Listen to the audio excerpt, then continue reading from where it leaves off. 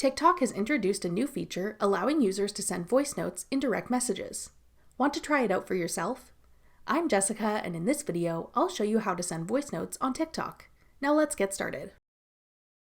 To send voice notes on TikTok, first ensure you've updated the TikTok app to the newest available version. Then, open TikTok and go to your inbox. Open a direct message chat you want to send a voice note in. This can be a one-on-one chat or a group chat. Then tap the microphone icon in the bottom right corner within the message text box.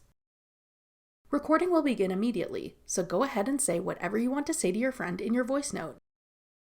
If you make a mistake or want to start over, tap the trash can icon to delete your recording. When you're done recording your voice note, tap the send button on the right to send it in your chat. If you happen to send a voice note by accident, you can delete it for everyone in the chat within 3 minutes after sending. Just hold down the voice note and select Delete for All from the pop-up menu.